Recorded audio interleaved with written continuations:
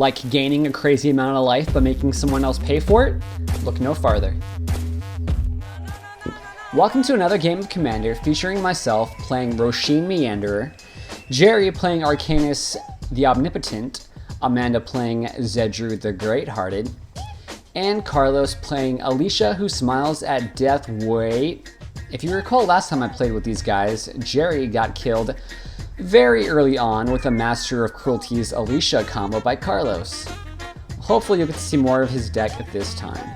This was an early build of my Rosheen deck. I have since taken many underperforming cards out. So Amanda starts this game by scrying with Temple of Red-White, Nomad Outpost from Carlos, I play Forest, and Elvish Mystic, Goblin Festival from Amanda. Bet you haven't seen that card in a while, or ever before. Carlos also plays a 2-mana Red Goblin enchantment with Goblin Bombardment. On my turn, I take 2 damage from Stomping Ground, cast Nature's Lore for Forest, and then cast Sylvan Library.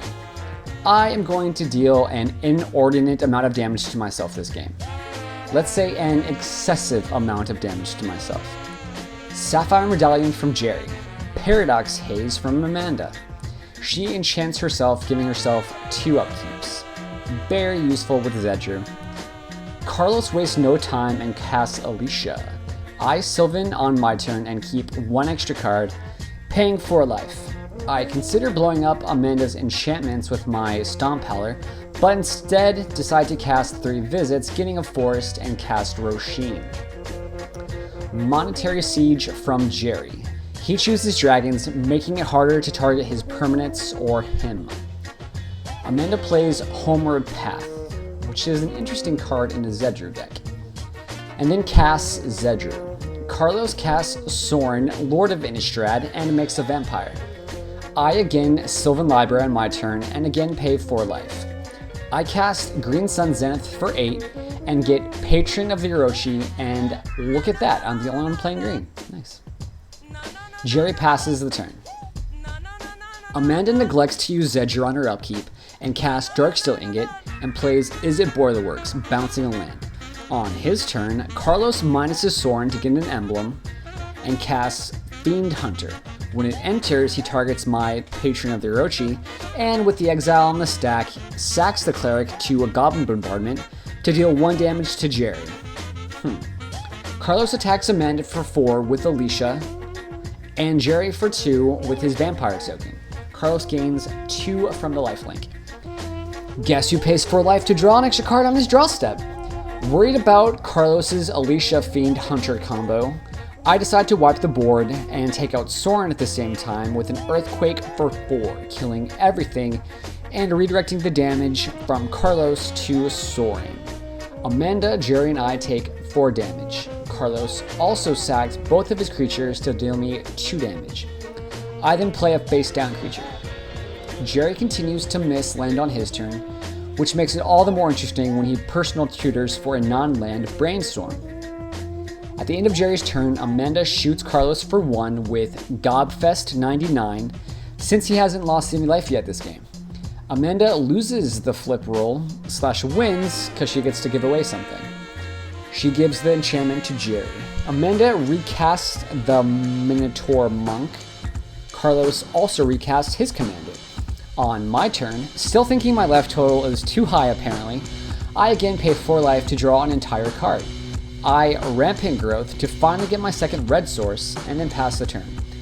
Jerry casts Brainstorm on his turn. He then wishes he had gotten Preordain or Ponder since he ends up finding no lands, putting non-lands back on top of his library for him to draw the next couple of turns. During her first upkeep, Amanda puts the Zedruu trigger on the stack and in response gives me her Paradox Haze.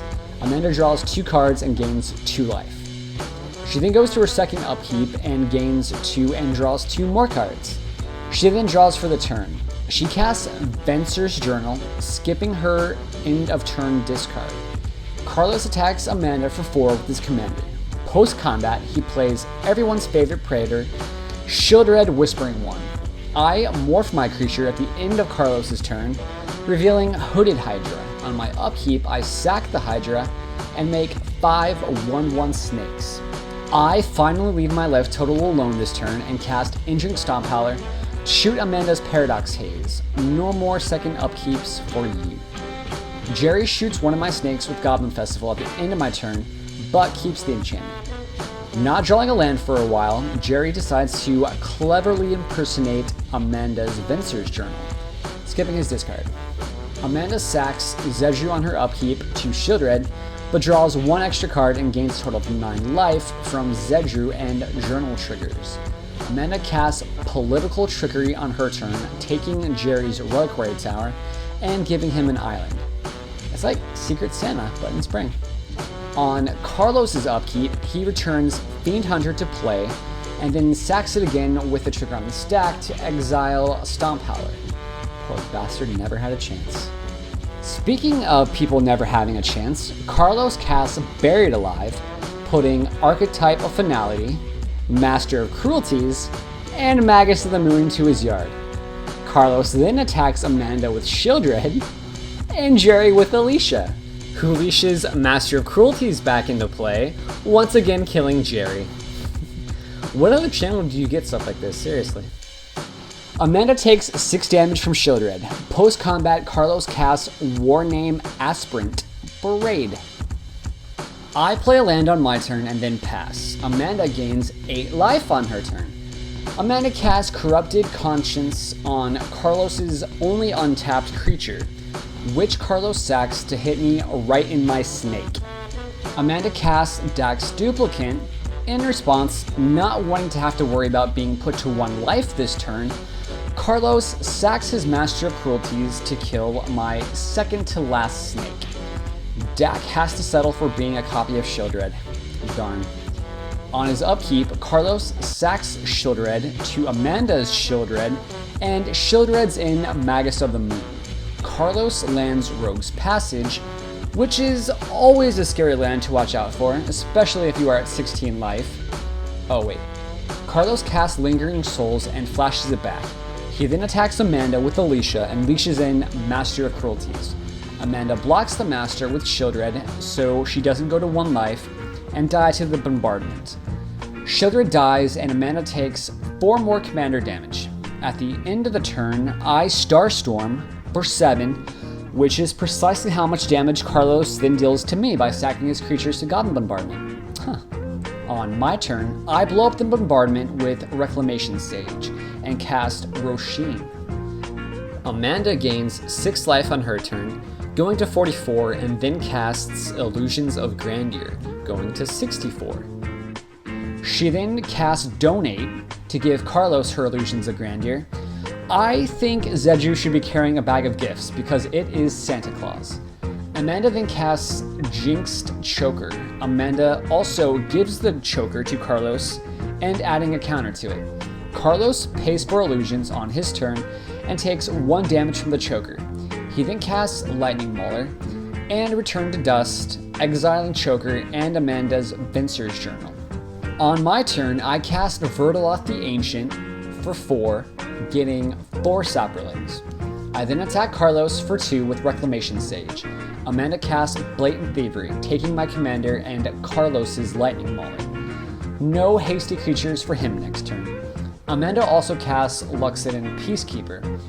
Yeah, Zedruu is about the only deck you will ever see that guy played in. Maybe Feldergriff. Carlos says F it and refuses to pay the Illusion's cumulative upkeep on his turn, losing 20 life. With no cards in hand, Carlos recasts Alesha for a 3rd time and using Opal Palace so she comes into play with 3+1 counters, making it a 7/5. On my turn, I cast Sudden Demise for 5 and naming Red. This kills Amanda's Lightning Mauler, my commander, and Alesha. I then attack Carlos for 2 with the Sage and Amanda with the rest.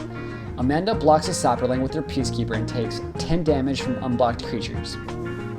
I gain control of the elephant at the beginning of Amanda's turn, since I have the least life with 9. Amanda recasts her commander on her turn. Carlos recasts his commander on his turn, 8/6. On my turn, I attack Carlos with the Peacekeeper, so he will block and kill it. so that Amanda won't gain life and cards on her upkeep from Zedruu. I attack Amanda for 4 with Vertiloth. I recast Rosheen and Gruul Signet. Amanda doesn't get anything from Zedruu on her turn, since Carlos and I don't have anything she owns. Amanda casts Gilded Lotus and casts Delusions of Mediocrity, gaining 10 life, and then gives it to Carlos. Carlos casts some creature I can't see, and Imposing Sovereign, making our creatures ETB tapped. He then attacks me with Alesha and leashes in Archetype of Finality. I do a bunch of math, and eventually decide to just block Alesha with my Sage and take 3 from the Archetype. He then passes. On my turn, I Sylvan and then attack Carlos with all my creatures. He blocks my 2 biggest guys with his death-touching guys, and then takes 6 from my unblocked Saprolings. He goes to 10. I then cast Vorinclex and Corrosion Grip the Delusions, losing Carlos 10 life and killing him. Now it's just down to Amanda and I, but she has way more life than I do and more ways to draw cards, so it's pretty much an uphill battle for me. At least she won't draw from Delusions now. With no non-land permanents other than Zedruu, Amanda is forced to give me a plains on her upkeep. With the Zedruu trigger on the stack, I strip mine the plains. Never thought you would see someone strip mine one of their own lands outside Mindslaver, did you? Amanda casts Vesuvian Doppelganger, Clone Count 2, copying my Vorinclex. I blow up her Gilded Lotus on my turn with Vandal Blast. I then cast a Riptide Replicator for 10, naming blue zombies. And I decided to make the zombies blue because I'd never seen a blue zombie before, and frankly, I wanted to see a blue zombie. I pass. Amanda casts Consecrated Sphinx and passes. I make a 10/10 blue zombie at her end step. I attack for 10 on my turn. Amanda draws 2 cards when I draw. Amanda casts Thassa, God of the Sea, and Daring Thief, making Thassa a creature. She passes without attacking. Holding on to Hurricane, which would be useful if I hadn't put my life total so low with Sylvan Library earlier in the game. It's not doing too much at the moment. I recast Rosheen and pass the turn since Thassa can just block my zombie anyway. Amanda pays 9 mana into Catch Release, gaining control of Vorinclex, but then has to sack it to the Legend rule. She then sacks stuff, and I sack some non-essential stuff. We agreed that the card hurt her worse than me, but she did get to keep a Vorinclex, so who knows. Seeing I have no flyers, she decides to attack me with Consecrated Sphinx. I go to 2 life. Post-combat, she plays Ivory Tower. I remind her that she could have just made Zedruu unblockable with Thassa and attacking for lethal that turn, but I don't think she was aware of my life total. I make another huge blue zombie at her end step. I untap some lands on my turn and attack with some zombies. She takes 20 damage, but it's not enough, and she just attacks me for lethal with the Sphinx on her next turn, winning the game for Zedruu. So, this game we got to see quite a bit of each other's decks. Well, most of our decks anyway. As I mentioned already, this was an earlier build of Rosheen that focused more on the X theme of the deck, which turned out to make it less competitive. I admired Carlos's deck with its ability to shotgun creatures again and again with returned Fiend Hunters. Luckily, Zedruu and I both had creatures to block with whenever Carlos had his Master of Cruelties combo online. It was probably a mistake for me to use Sylvan Library so liberally, but I was pretty short on card advantage. Zedruu, on the other hand, was not. Amanda was running some of the typical donating a grenade style of play Zedruu decks typically run, but it seemed like she was more about donating stuff just for the sake of getting Zedruu advantage and less about mean kill you kind of stuff, with the notable exceptions of Illusions of Grandeur and Delusions of Mediocrity. After my final attack on Carlos, my resources were pretty used up for me to be able to stand a chance against Amanda, since she had not only way more life, but lots more ways of drawing cards. I think the Consecrated Sphinx was the nail in the coffin. I had Hurricane, but it was pretty useless since I was so low on life. That's the game. We hope you enjoyed it. And remember, from those of us here at GBC, we're not just bad, we're bad to the club.